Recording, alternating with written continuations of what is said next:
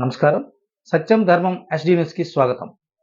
శ్రీకాకుళం జిల్లా పలాస నియోజకవర్గం ప్రగతి భవన్లో పత్రికా సమావేశం మంత్రి డాక్టర్ సీదిరి అప్పలరాజు ఏర్పాటు చేశారు. ఈ కార్యక్రమంలో ఆయన మాట్లాడుతూ ఈరోజు పలాస నియోజకవర్గానికి చంద్రబాబు విచ్చేయుచున్నారు.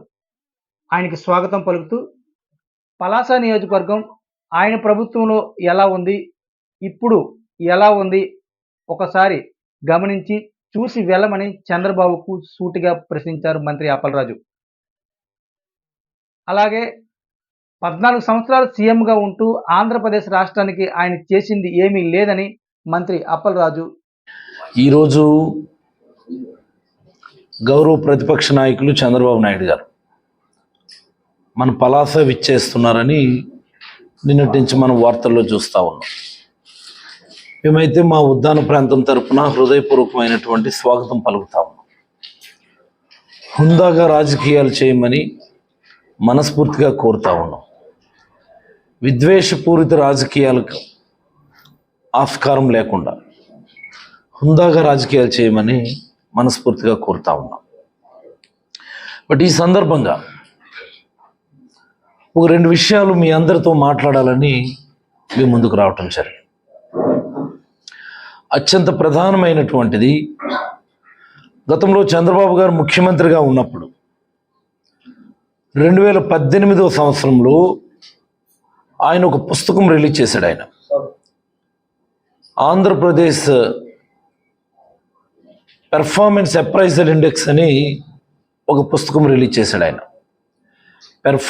పెర్ఫార్మెన్స్ అప్రైజల్ ఇండెక్స్ అని ఒక పుస్తకం రిలీజ్ చేసినాడు. ఆయన ఏంటి పెర్ఫార్మెన్స్ అప్రైజల్ ఇండెక్స్ అంటే, గతంలో ఉన్నటువంటి 13 జిల్లాలు ఒక్కొక్క జిల్లా వారీగా ఒక్కొక్క రంగంలో వాటి యొక్క పెర్ఫార్మెన్స్ ఎలా ఉంది, ఏ జిల్లా ఏ స్థానంలో ఉంది అని చెప్పేటటువంటి ఒక పుస్తకం. ఇది ఎప్పుడు జరిగింది? ఇది 2018లో. అంటే అప్పటికే చంద్రబాబు గారు 14 సంవత్సరాలు ముఖ్యమంత్రిగా కంబైన్డ్ ఆంధ్రప్రదేశ్ లేదా నిజంట్ ఆంధ్రప్రదేశ్ కలిపి ఆయన పనిచేసినారు. ఆయన చాలా ముఖ్యమైనటువంటి మాట ఇది.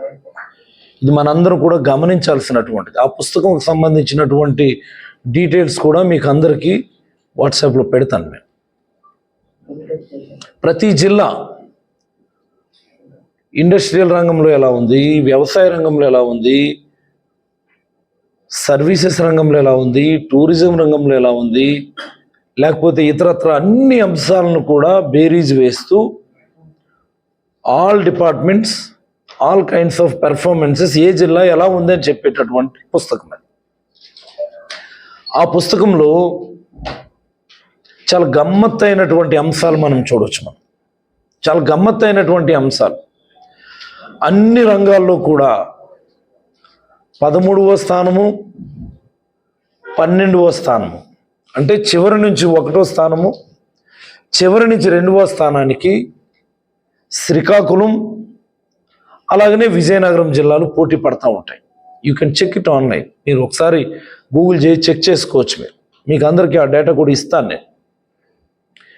చివరి నుంచి 1వ స్థానానికి, చివరి నుంచి 2వ స్థానానికి శ్రీకాకుళం జిల్లా అలాగనే విజయనగరం జిల్లా 2 కూడా పోటీ పడతా ఉంటాయి.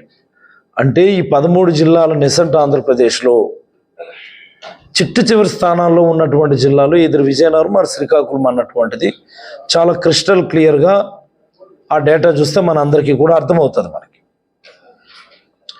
మనందరం గమనించాల్సినటువంటి అంశం ఏంటంటే, 2018లో రిలీజ్ చేసినటువంటి పుస్తకం అంటే దాని అర్థం అప్పటికే చంద్రబాబు గారు 14 సంవత్సరాలు ముఖ్యమంత్రిగా పదవీ కాలాన్ని పూర్తి చేశారు అన్నటువంటి దాని అర్థం కూడా.